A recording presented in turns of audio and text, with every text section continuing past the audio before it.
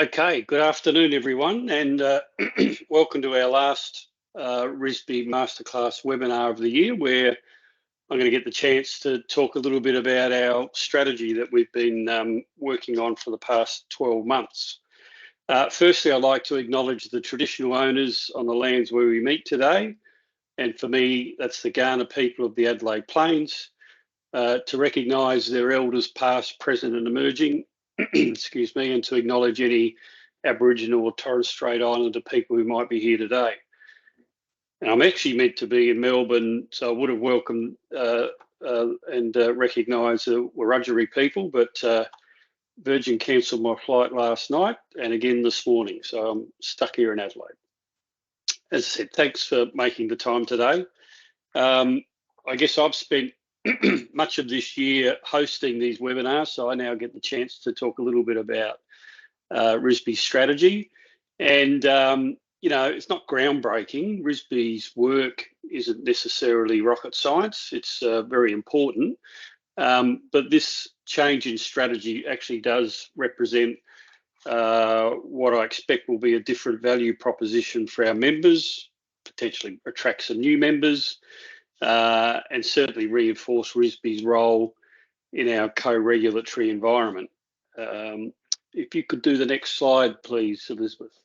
Great, thanks. Look, just a bit of background to RISSB, and I guess the key points here is the evolution of the industry and RISSB's role in it.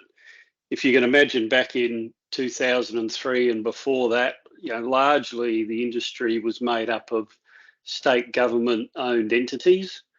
You know, 2003 was probably quite a transition where there'd been some privatisation, and moving from really there was little or no rail safety regulation in place and starting to introduce state-based rail safety regulations, primarily all adopting the SFARAT regulatory approach.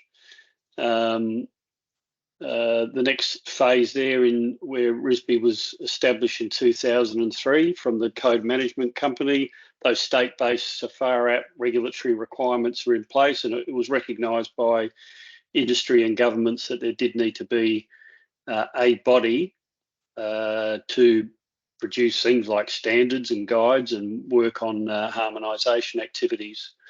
The next phase there where the ONSRA was established in 2013, and so then we had one single regulator and one single risk-based safety regime.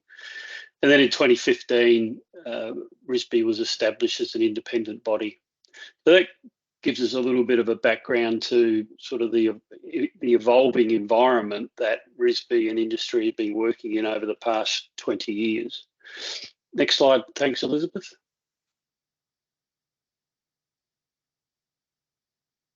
And where are we now? I guess this is just a bit of a background of, you know, over that past 20 years, what has RISSB achieved, and therefore what has industry, what does industry have in its arsenal to help manage the safety of the industry and individual companies in a co-regulatory environment. We've got 160 members that make up, made up of all the major disciplines of the industry. There's a large portfolio of products, standards and other products. Through Horizons, we've been developing young professionals. We've got the Australian Rail Risk Model, a quantitative risk tool. We undertake a lot of courses. We do these webinars, and we run the Rail Safety Conference each year. So all of those things is what you would consider to be in the portfolio of things that industry's partner in co-regulation might provide. Next slide, please. And then if we look at the current and emerging environments, you know, it's quite clear that governments see that freight and passenger rail are key enablers for improving national supply chains, reducing road congestion, increasing local manufacturing, improving national productivity, and a pathway to decarbonisation. And so we've got this tension at the moment, I guess the environment where we've viewed this new strategy where government are being, wanting to ensure their policy objectives are included in any reform for rail. And sort of the flip side of that, I think we all need to be honest and say that, over the past 20 plus years of the opportunities for rail reform, I think we've got to be honest in that we've underperformed. When I say we as an industry, for a whole host of reasons, not about placing blame. We have this co-regulatory environment, which is great for innovation, but the downside of that is we've still got way too much variation in the way things are done, and therefore opportunities for better interoperability and harmonisation haven't been able to be realised. So there's a few tensions there at a time where there's lots of opportunity, and government and others recognise rail's role, particularly in driving national productivity and a pathway to decarbonisation. Next, please, Elizabeth. So this is Australia's co-regulatory model and where RISSB fits into it. The regulator and accredited organisations have relationships, and the regulations that support those relationships. Government has a role about defining the regulatory environment, and also through RISSB the ability to influence the reform agenda. And so that's how we all fit together in a nice little diagram there. And I guess what we've been pondering over the best part of 12 months is, well, what is RISSB's role in this? Is it just producing standards? And I think standards are pretty important documents in terms of the portfolio of material that a rail operator and an industry requires to operate in our co-regulatory environment. And all of those other activities I mentioned earlier around whether it's training and other activities are likewise important. But I think the next stage needs to be a little bit more disciplined and focused in those areas. Next slide, thanks, Elizabeth. So what does that even mean, industry's partner in co-regulation? As I said, our primary function to date has mainly been about producing important documents that support the operation of the industry, and that also have a mind to improving consistency, harmonisation, interoperability, and so forth. But when we think beyond that, what are the other things that an industry partner in co-regulation might be doing? And many of these things RISSB are already doing to an extent with industry.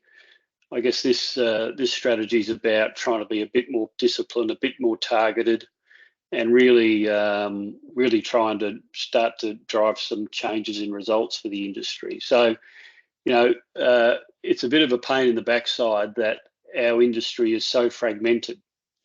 Above rail, below rail, multiple operators, maintainers, constructors. I guess what that creates is an opportunity for RISSB to coordinate that fragmented industry. And, I often hear from industry, the industry often found itself in a reactive position in the safety space, either reacting to regulators or reacting to incidents that with the benefit of hindsight could have been anticipated and better controls in place. So I think they're the sorts of things that RISSB can help industry be more proactive, be more efficient. There's no shortage of effort from industry in particular that goes into the various management groups that come under RISSB's remit, the various development groups and standing committees. But I think there's an opportunity for us to really critically look at all of those resources that are applied and how can they be working better, coordinating better, being better connected, and being far more proactive. I think industry learnings, whether that's incident investigation outcomes, or whether it's best practice, both national and international, we don't have a systematic way of including that in the products that we produce, whether it's our standards and codes and all that sort of stuff, or any other products like training. And there's no shortage of good industry learnings. We often say we should never let a good incident go to waste. We need to make sure that we learn from those incidents. And whilst there might be, dare I say, some ad hoc approaches around how those incidents and other best practice learnings are brought to life in the Australian environment, as I say, there's not a systematic way of doing that. Government's an important funder for RISSB and has an important role to play in the industry. And again, I think there's the opportunity to better integrate government's requirements, government's priorities into RISSB's work plan and into RISSB's processes. And then I think another opportunity is about RISSB really taking the lead on harmonisation, interoperability and innovation.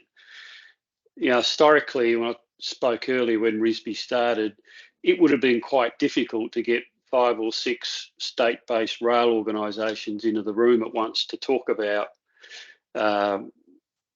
trying to harmonise standards or get some consistency around standards. I think things have moved on since then. Industry and government are generally aligned in the direction we want to head. We do want greater harmonisation, interoperability. Sure, we might have different views on the pathway there, but I think that's really is RISSB's role to be, I guess, prodding and probing a little bit more around innovation and change, and not just simply taking a consensus approach that might have been a suitable model 15 plus years ago. Next slide. Thanks, Elizabeth. So I think the other one of the other things in our pondering with our new strategy was, well, who is RISSB? And RISSB only has 15 or so people on its books, but RISSB, the broader RISSB network, is far more than simply RISSB's employees. And what I've outlined here is the various groups that come together under the RISSB umbrella. Some of them are very formal. The ones in the solid lines are formal structures that are formed either under our standards accreditation or that come together in some other formal way. The others with the dotted lines are less formal, and I'm keen to make them very, very formal so that this RISSB network is recognised by industry and governments as a network and the sole unique network of the Australian rail industry subject matter experts, specifically in the safety, operating and engineering disciplines. There's not another group of people that come together, and therefore whether it's government want to understand what are opportunities for improving the rail industry, or industry want to come together, or dare I say, some consultants want to understand how does industry work and what are the improvement opportunities. Well, they come through this channel because industry don't want to replicate this effort, and it is a more than sound, very sound group of network of subject matter experts. The opportunity presented and that we've recognised in this strategy is to formalise that group much more and get some better connection between each of those groups. And apologies if I've offended anyone by missing anything out. I think I've captured most of them. But that's a great example. We've had from time to time, for instance, I think a track worker safety group, might have been a safe working management group. So we do bring groups together from time to time for specific purposes, but I won't say it's ad hoc, but it's not as formal as what I'd like, as opposed to, as I say, having each of these groups aligned, aligned to a common safety strategy for the industry and interconnected, so that we're all working together to get much more effective safety outcomes for the industry, and to be doing it in far more efficient ways. I think, as I say, it's a group of resources, very valuable, very expensive, that I don't think will take a lot of effort, but a little bit of effort's required to get some better value for money out of those groups. And in fact, to give them the proper levels of support. You know, I've been involved in some of these. There's fantastic levels of participation and enthusiasm in those groups, and I think RISSB can do more to help align and support those the people who participate in those groups. Thanks, Elizabeth. So the areas of strategic focus, and this goes back to having a look at what are those tensions in the current environment, around particularly opportunities for improving national productivity, decarbonisation, and government's focus in those areas. And so we've come up with these half a dozen sort of headline issues that are then driving the more specific tactical work that we're about to start. So historically, I'm not sure how RISSB's measured its success. I think it's probably how many standards we've done, whether we've delivered to the work program, and you know, those measures are relevant. They'll probably include it because they're really easy to measure. But what I guess they don't do is try and reconcile the work that RISSB and its partners do in trying to improve the performance of the industry. So, you know, as a starting point, our measures of success have to reflect industry success measures in safety, productivity, and industry. Now, the danger is I'm not even sure that there's an aligned view within industry of what its success measures are. But at least as a starting, and we're not going to go and start a project to investigate that yet. But you know, as a starting point, whatever work that either comes in request to our work plan or is assessed as part of our work plan prioritisation process will be absolutely critically analysed to ensure that whatever work it is the most important things for us to be doing. We're like most organisations, there's always more to be done than what we have resources. So it's just critically important that the work that we do does reflect the most important priorities for industry and government. And the next point there picks this up, that the work plan does focus on industry's most pressing issues. In fact, the current year that we're in, the work plan that we put together has started to look at that process. I don't think we're there yet, but historically, the way that RISSB's put its work program together is that it's gone to industry. Industry have submitted ideas for things to include in its work plan, and that's effectively become our work plan. It's locked into our standards accreditation process. Whereas we are now taking a much broader view of what industry's demands and priorities are.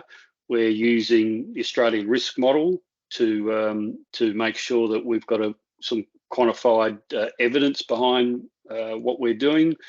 We're engaging, as I say, broadly with industry. We're engaging with the regulator. We're making sure we're picking up findings from investigations.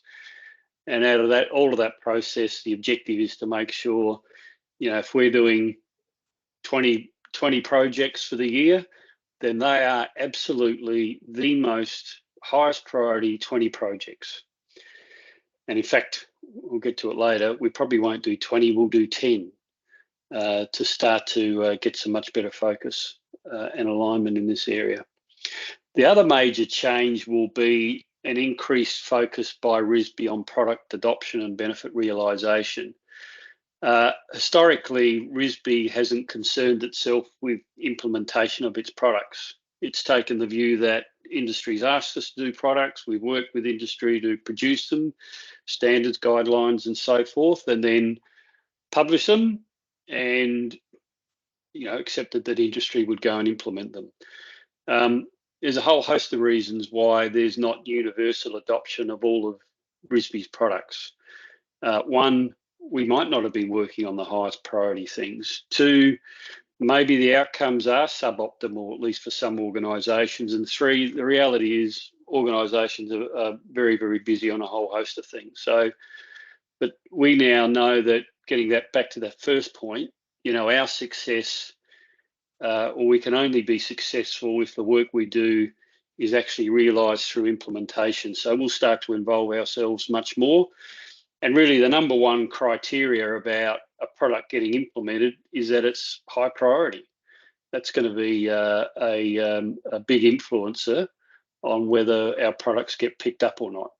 And then, of course, there's a range of levels of capability in the industry around their ability to implement stuff.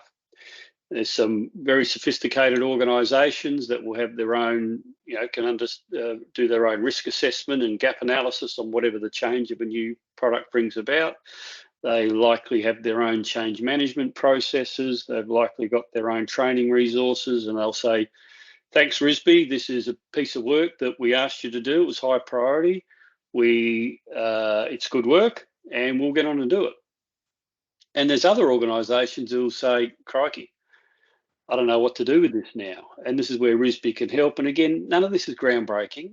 This will be things like, well, here's a simple gap analysis of the change from the old product to the new product, and for you to go and satisfy yourself that the change is catered for in your safety management system. We could do some targeted training, which could be very specific training. It could be industry webinars. We could be doing some documentations around procedures and work instructions for the new product. So there's a number of, I think, quite small, easy, but very, very valuable things that we can help industry to adopt the products and realise the benefits. The one there about building capability and systems, going back to the RISSB network diagram, there is no shortage of capability under all those people and groups that come under the RISSB umbrella. I don't think that capability's anywhere near well recognised by government or by industry. And so, as I said, it's about us formalising those networks, better connecting them, and making people aware. This is the capability that industry and government have got and should be being used to help decision making. I think there's also a time right now where a lot of government focused on interoperability and harmonisation, and they are and will get on with things like mandating difficult topics like they are. But all that attention creates, I think, some fantastic momentum for the sort of work that RISSB and industry have been wanting to do for some time. So again, we will be consciously, being dragged along or enthusiastically following the work that's happening in the government space, and making sure that what are hopefully some low-hanging fruit, some easy wins that we've been working on for some while can start to come to fruition. And then the last one about transition from legacy to future facing, I'm not suggesting for a moment that RISSB has completed all the work around harmonisation, interoperability, far from it. But, we've been at this work for 20 years. Unless we start to draw a conscious line in the sand and stop any new work or stop any incremental work, then we could easily continue all this work for the next 20 years. And we've got a portfolio of 250 products.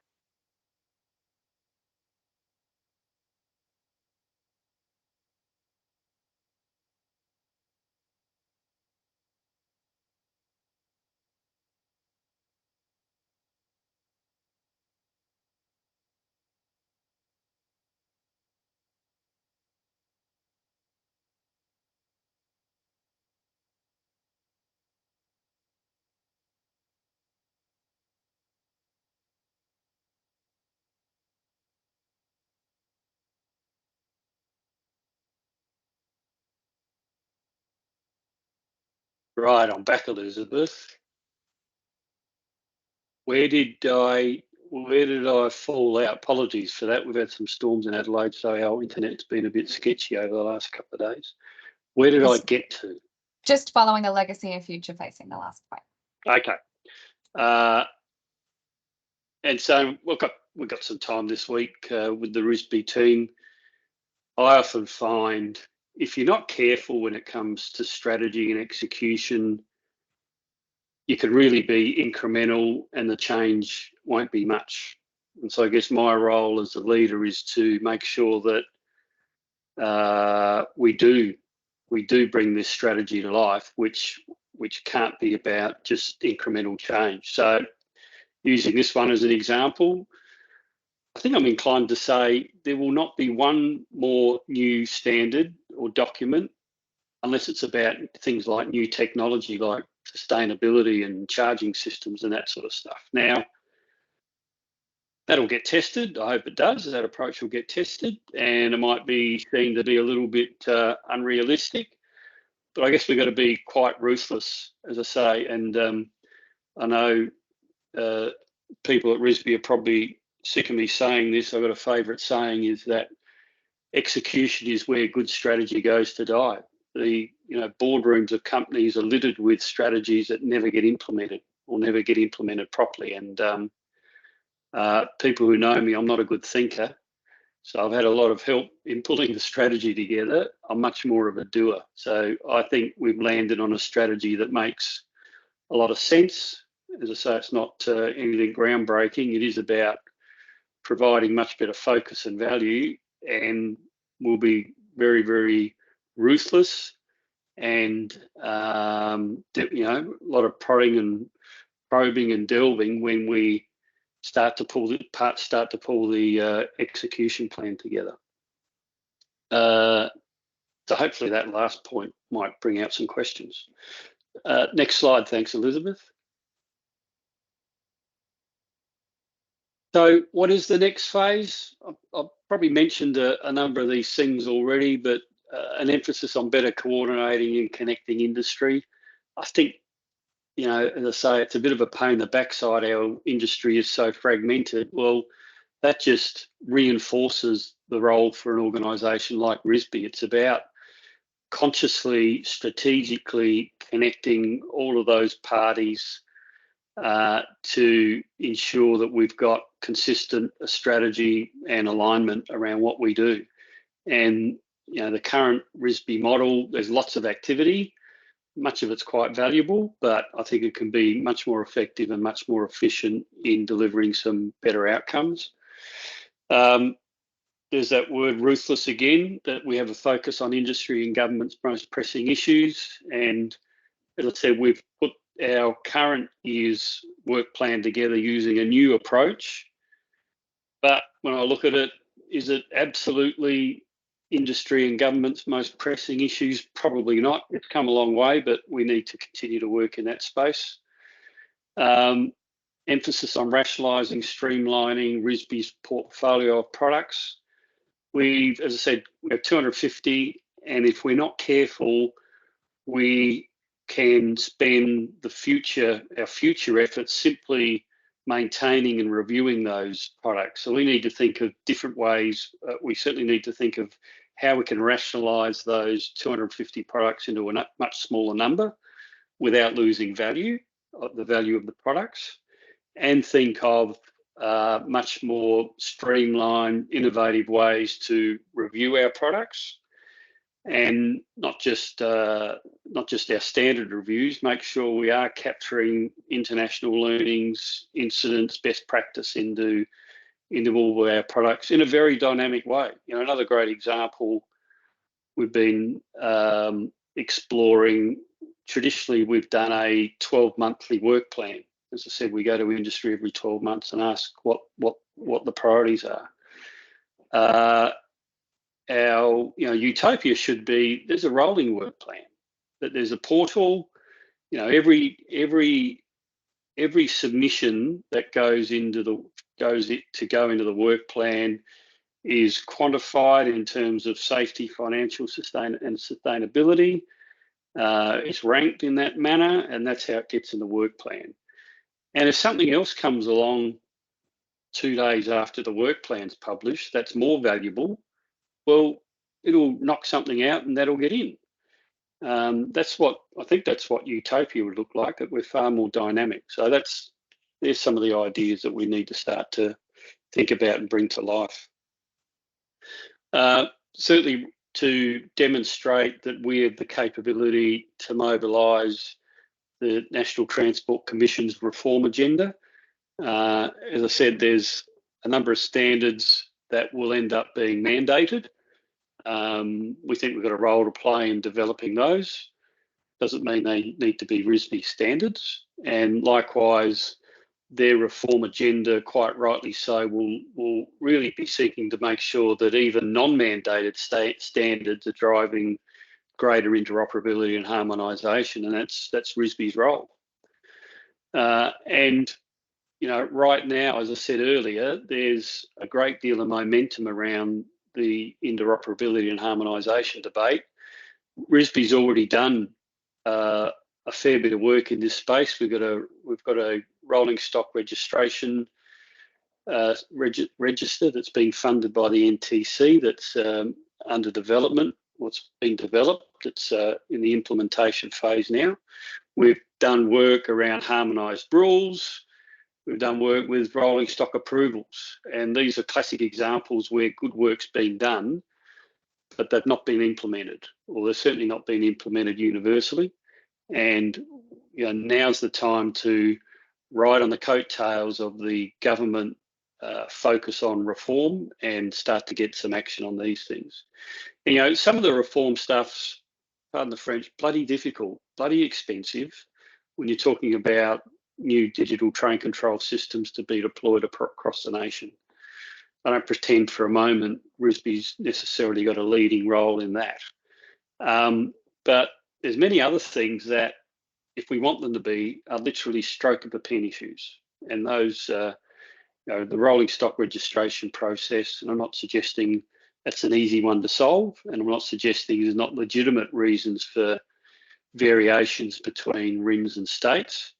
But if we're fair dinkum about streamlining these sorts of things, and let's remember the purpose that we're doing this is to improve rail's market share, particularly in the interstate freight market. It's not doing it for the fun of it, and these things will have real benefits in changing the efficiency and the safety profile of the interstate freight market.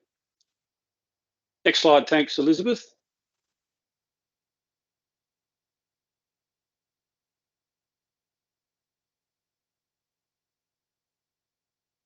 Sorry, I won't go through all of those. I wrote out when we had a board workshop. I'll leave you to read those as I'm waxing lyrically here. I wrote out a list of things about what a future RISSB might look like, and that's some of them I think are relevant. Some others that I have included here.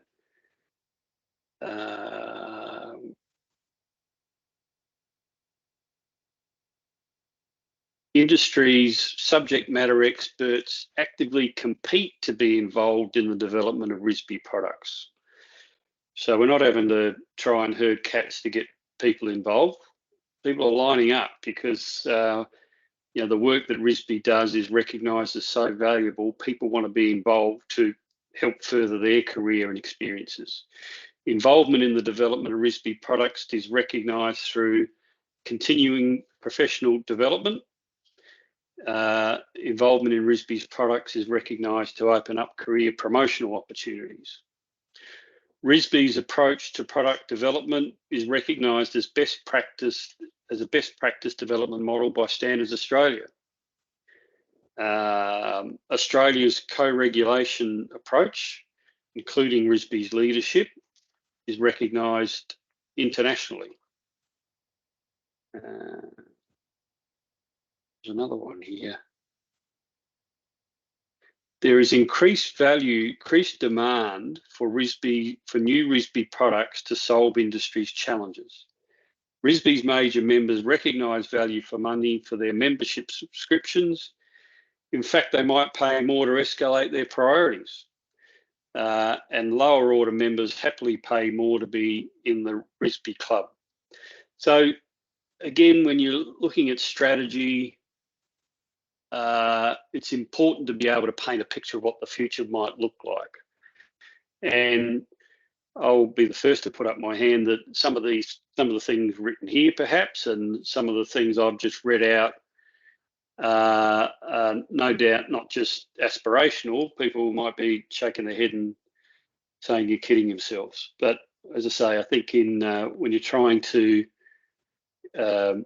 communicate a strategy, particularly internally and with key stakeholders, and start to turn that strategy into a series of actions, I think it's important to be quite aspirational and trying to paint a picture of what the future might look like. And the reality is, I think, there's a lot of things outside of our control, but the timing of the demands and opportunities for industry are such that I think all of these things are entirely possible.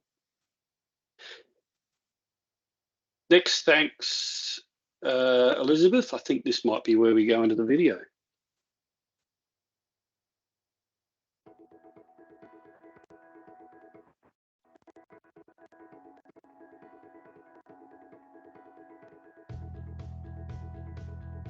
Yeah, RISSB plays a very important role as it's the accredited organisation for the development of the rail standards, the codes of practices and guidelines for Australia and New Zealand. So our role in RISSB was to work with all the stakeholders to seek to develop common standards and operating systems. The role that RISSB plays is to try and create a standard that is meaningful enough so that all players from industry, whether it's freight, passenger services, heavy rail, light rail, can all use valuably to improve the safety of their operations. I think the key for RISSB is really to herd the cats, bring the people together and try and get that common outcome. RISSB also has an important role with the products that it has, because it's not just standards. They have guidelines, they have a lot of useful information, particularly for new rail operators. Harmonisation, I think that's the important word in all of this. Harmonising the rail industry in terms of common standards, codes, rules, etc., is very important because it enables interoperability, greater interoperability between railways. RISSB plays a really important role in connecting with industry people and with governments. RISSB do a lot of work with experts across departments in government agencies. RISSB has a couple of major, really quite important roles in the rail industry in Australia. One of those is the standards role. The second one is about education, and it's about bringing together people from across the sector and providing them with some basic rail education. They're about driving harmonisation. That's one of the real benefits I see for the rail industry from the regulator's perspective, is that they drive safety improvements across the industry. In the safety model that we have, you need to have some independent view on behalf of the industry of safety. I think that's been as crystal clear from day one, and I think that's why RISSB enjoys the support it enjoys. RISSB plays a really important role to bring industry together, and Sydney Trains, as a rolling stock operator, as a RIM, and also as a train controller, we have a lot to do with RISSB.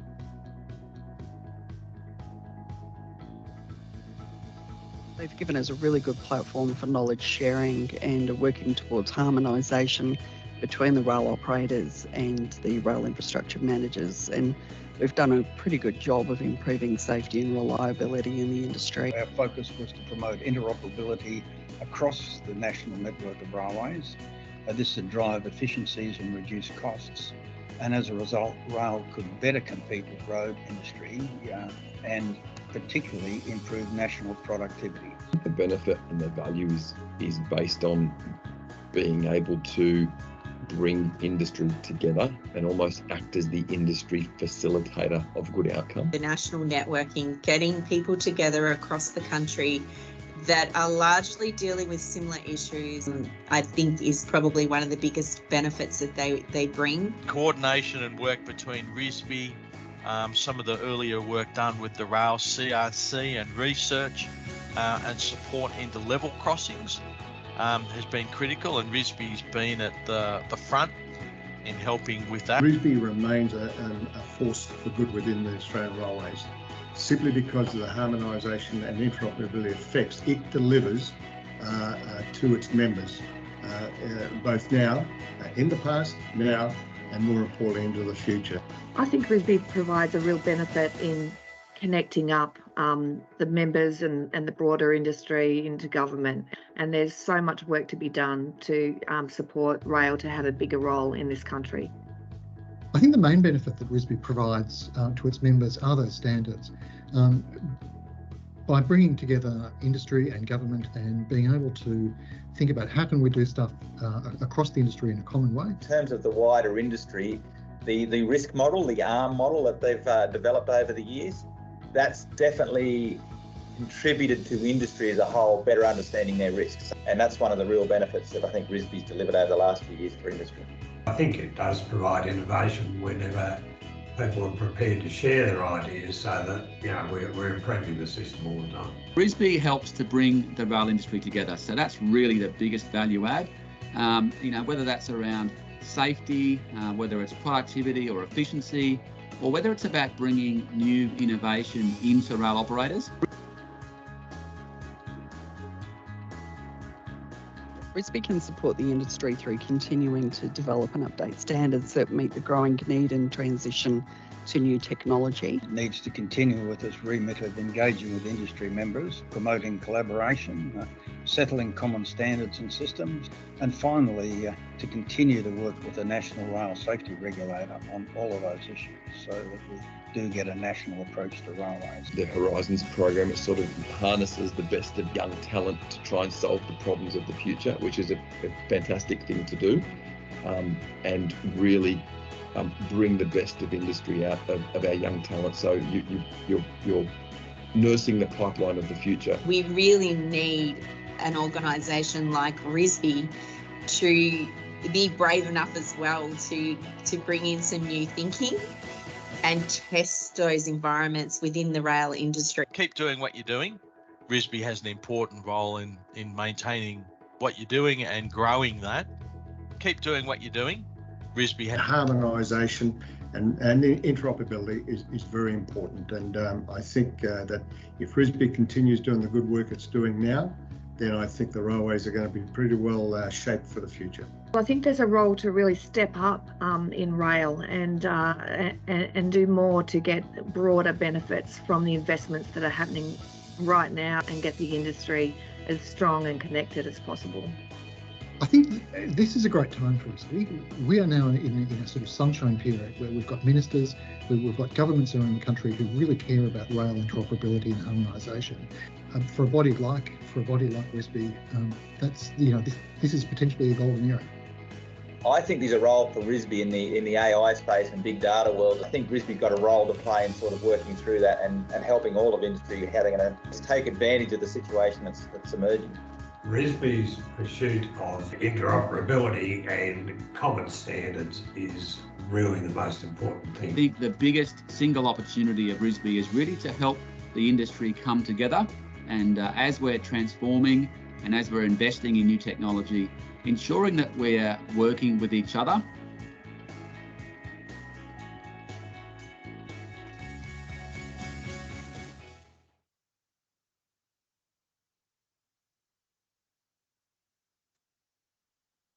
Thanks, Elizabeth. And thank you for those people who contributed. They didn't have to, so I certainly appreciate their very kind words around the work that RISSB does. And there's at least a couple there that normally have a more colourful vocabulary that I was happy they held back for that video. So the RISSB Horizons alumni, and this goes back. Next slide, thanks. Elizabeth. So this goes back to the better recognising, better connecting what we're calling the RISSB network. And what we recognised was, hey, there's 350 people who've done the Horizons program who are an enormous pool of energetic talent. I've certainly seen a couple of programs where for someone my age, you can't help but get swept away in the enthusiasm.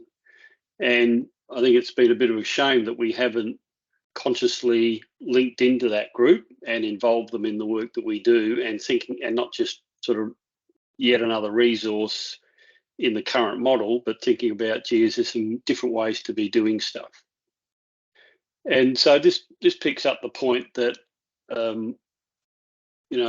we do want to recognise and promote the RISSB network to support informed decision making by industry and government. As I say, the emphasis on better coordinating, connecting industry and being far more proactive to recognise the whole RISSB network as subject matter experts. And again, one of our aspirations is that we lead an industry safety strategy that's based on our knowledge, industry's broader knowledge, global intelligence gathering, and some better analytics of the key industry data sets. Next slide, thanks, Elizabeth. If you click it again, I think the little red cert, that's it. Right, so getting back to the RISSB network, we've got existing established organisations or groups within there. So one of the things we do want to do is more formally establish the RISSB Horizons alumni, where we tap into that group of, as I say, very talented, very enthusiastic people, and start to link them more formally into the work we do, not just the way we currently do it, but also thinking about how we can do stuff a little bit differently in the future, with a real emphasis of being far more agile and less reactive. Next slide, thanks, Elizabeth. So as I said, there's 350 graduates of the program. We're wanting to get them involved. We certainly want to ensure that they're recognised in the work that we do. And again, this applies to the existing RISSB network and the participants we have. I don't think we recognise people's efforts anywhere near enough.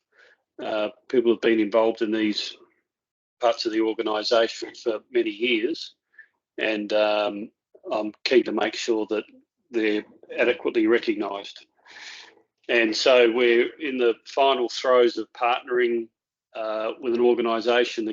I think the key thing in relation to the alumni program is that there is a formal recognition through, and I always get this acronym wrong, continuous professional development credits.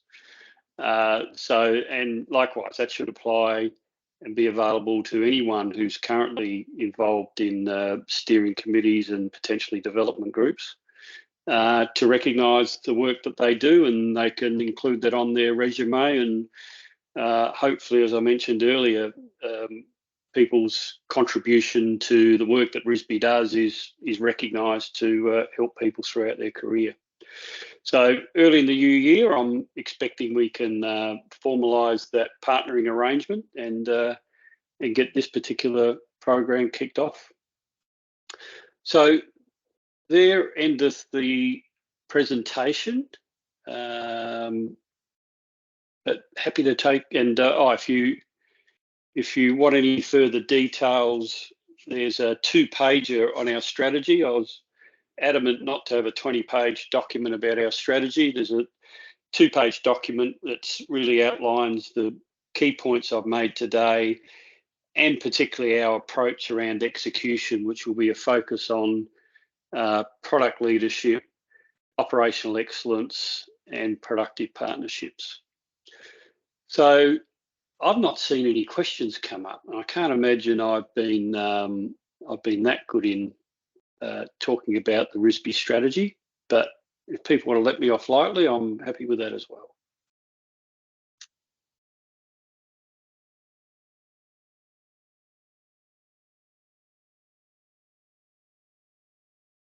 Right.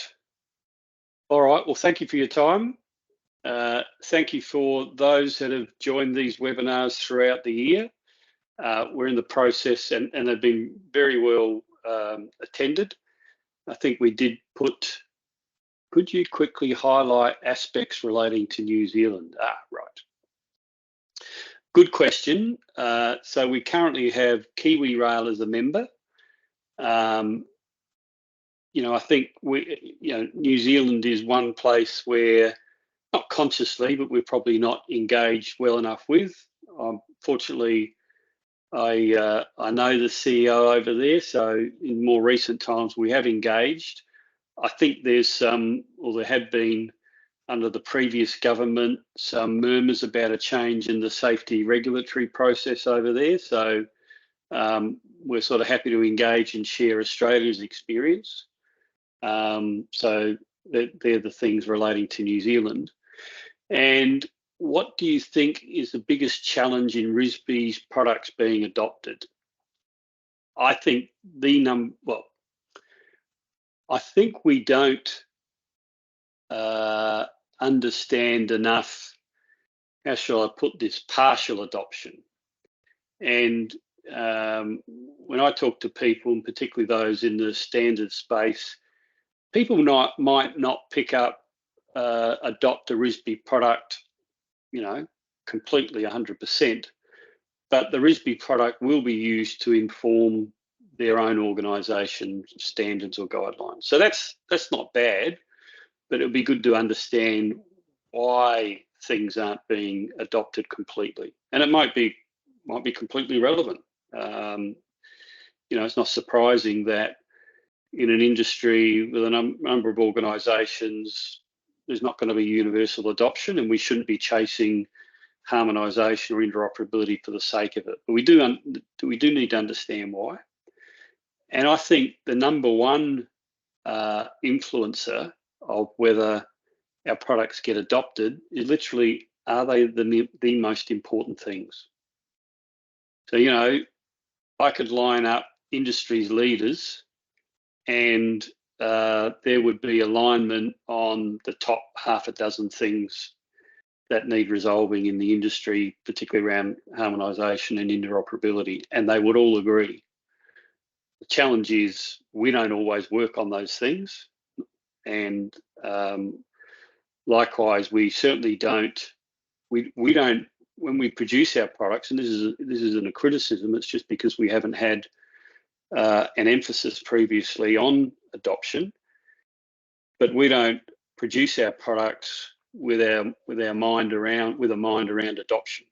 And so, for instance, the very first thing you might do when you're producing a new product and you've got a mind around adoption is to identify what are all the barriers to adoption. Are they industrial? Are they cost? Are they change management, training, skills, blah, blah, blah, blah, blah. And if you do that, I'm not saying any of this is easy, but if you do that, rather than adoption becomes an afterthought at the end, well, you've got a much better chance of success. Likewise, and this is me being a little bit bold and ruthless, I don't think any product should end up in our work plan or people on our development groups unless people are committed to adopting them. As I say, that'll be seen as a bit of an unrealistic call, but we sort of need to get to that point. And I know I'm generalising, but we can't just have, industry's experts, a lot of resource involved in the development of products if we're sort of half-hearted about implementation. Do you see RISSB playing a bigger part in light rail? Absolutely. Again, it's a little bit like when I look at the RISSB umbrella, I think there is a light rail steering committee or working group, but it's not, in my opinion, disciplined enough. So, if light rail is seen as one of the enablers for decarbonisation, productivity, congestion, and so forth, which it is because it's growing, then we've got to be a bit more fair dinkum about better supporting light rail in our space. Does interoperability need a regulatory push like the TSI LOC from EU? Great set of acronyms there. Look, absolutely on the things that are difficult. As I said, sort of probably the most difficult thing around that the industry is now facing around digital train controls that can integrate with one another. That's being picked up by government. It's recognised as both a big, difficult issue, bloody expensive, and needs sort of government help in that reform. And so that's one in particular. I guess the challenge for industry is to do the things that is within its span of influence to be doing without requiring necessarily a regulatory push by government. So there you go. Got 3 questions in the end. Hopefully I bumbled through them okay. And just finally, thanks so much again for everyone being involved throughout the year, and have a merry, safe Christmas and a happy new year, and we'll see you in the new year. Thanks, everyone.